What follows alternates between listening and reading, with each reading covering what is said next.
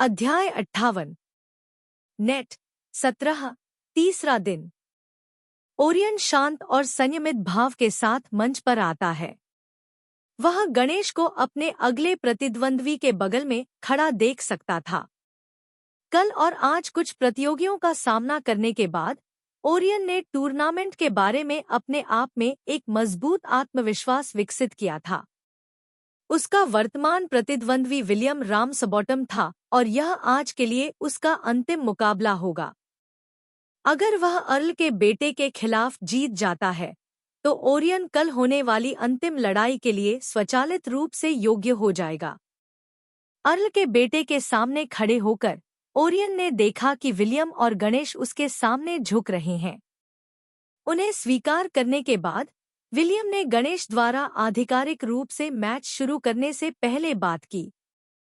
आपके खिलाफ लड़ना सम्मान की बात होगी, महामहिम। सर्वश्रेष्ठ योगिनी की जीत हो। वास्तव में ओरियन ने उत्तर दिया और दोनों ने अपना युद्ध रुख अपनाया। दोनों ने अपनी तलवारें अपने आइटम बॉक्स से निकालने के बाद लहराईं, पहला कदम उठाने के लिए तैयार। गणेश ने देखा कि दोनों तैयार थे और उन्होंने उन्हें लड़ने के लिए इशारा किया। लड़ो, उन्होंने चिल्लाया और भीड़ उत्साह में चिल्ला उठी। ओरियन और विलियम एक दूसरे की ओर कूद पड़े। ऐसा करते हुए जमीन पर एक छोटी सी दरार पड़ गई। तलवारों के बीच तलवारों की टकराने की आवाज जोर से गूंज रही थी, यहाँ तक कि भीड़ के जोरदार जयकारों के साथ भी। जादूगर और रैंक 3 से नीचे के शूरवीर विलियम और ओरियन की हरकतों का पता नहीं लगा पा रहे थे। उन्हें यह समझने में कठिनाई हो रही थी कि वे कहाँ हैं। रैंक 1 और 2 के ज्यादातर जादूगर सिर्फ एक चीज देख पा रहे थे, वह थी अखाड़े में तेजी से उड़ती हुई चिंगारी। 3 मिनट तक भीषण लड़ाई जारी रही और अखाड़े के चारों ओर कई गड्ढे हो गए। हालांकि उनमें से किसी में भी थकान या हार मानने के कोई लक्षण नहीं दिखे। अखाड़े के चारों ओर धूल उड़ रही थी, जिससे कुछ दर्शकों के लिए यह जानना थोड़ा मुश्किल हो गया कि अभी क्या चल रहा है। मैच खत्म होने में कुछ सेकंड बचे थे। तलवारों के आपस में टकराने की धातु जैसी आवाज कम हो गई और सभी के चेहरे पर उत्सुकता थी, क्योंकि वे यह देखने के लिए उत्सुक थे कि कौन जीता है, और इसलिए उन्होंने धूल के साफ होने का इंतजार किया। जब धूल साफ हुई तो सभी ने विलियम पर ओरियन का पैर देखा, जो उस समय जमीन पर लेटा हुआ था और भारी सांस ले रहा था। विलियम की छाती पर ओरियन के पैर होने के कारण विलियम ने लड़ाई जारी रखने की कोई इच्छा नहीं दिखाई और सेमीफाइनल लड़ाई में ओरियन की जीत के साथ लड़ाई समाप्त हो गई। भीड़ ने जोर से जयकार की और ओरियन अखाड़े से चले गए। दूर जाते समय ओरियन ने अपना सिर उस दिशा की ओर उठाया जहां शाही परिवार को बैठना था। उसे उम्मीद थी कि वह एवलिन, एलेना और मिया को देख पाएगा। हालांकि वे वहां नहीं बैठे थे जहां उन्हें होना चाहिए था और ओरियन को आश्चर्य हुआ कि वे वहां क्यों नहीं थे। जब मैं कुछ घंटे पहले कोलिजियम पहुंचा तो वे वहां नहीं थे। मैच अभी शुरू ही हुआ था, इसलिए मुझे लगा कि वे बस थोड़ा देर से आ रहे हैं। लेकिन तब से कुछ घंटे हो गए हैं और वे अभी भी मुझसे मिलने नहीं आए हैं। मुझे उम्मीद है कि उनमें से किसी को कुछ भी परेशानी नहीं है। खैर, चूंकि मामा और आंटी एलेना कभी बीमार नहीं पड़ते, इसलिए मुझे संदेह है कि यही कारण हो सकता है कि वे यहाँ नहीं हैं। तो शायद मिया की तबीयत ठीक नहीं है। वास्तव में मैंने पहले कभी मिया को बीमार होते नहीं देखा।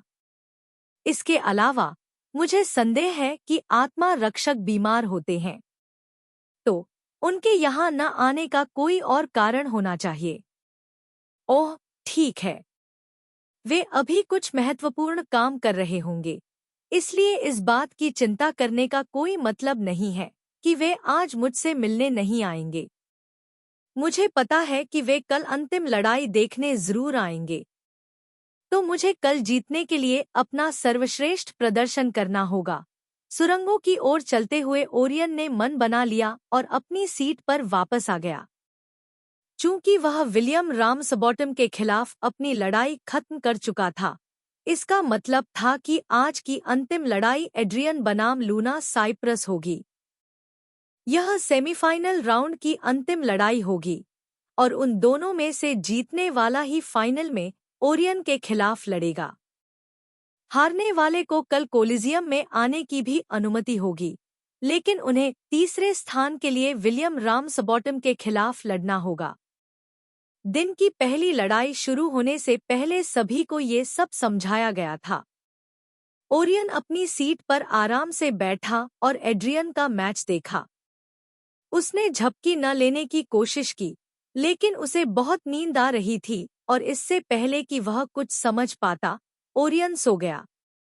@novelbin @। इस बीच एल्फ साम्राज्य की राजधानी शहर में महल में वापस एवलिन को अपने बेडरूम में वापस जाते देखा जा सकता था।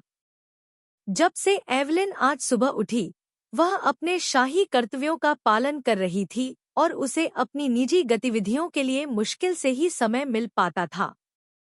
जब उसने सोचा कि वह आखिरकार ओरियन की लड़ाई देखने के लिए कोलिजियम जा सकती है, तो एवलिन को और भी कामों के बारे में सूचित किया गया और अब वह वहां वापस नहीं जा सकती थी क्योंकि ओरियन पहले ही फाइनल के लिए क्वालिफाई कर चुका था जो कल होने वाला था। वह पूरे दिन व्यस्त रही थी, इसलिए वह इस समय का उपयोग महल छोड़ने से पहले जितना हो सके उतना आराम करने के लिए करना चाहती थी। कल सुबह फाइनल देखने के लिए कोई रास्ता नहीं था कि वह फाइनल देखने से चूक जाए।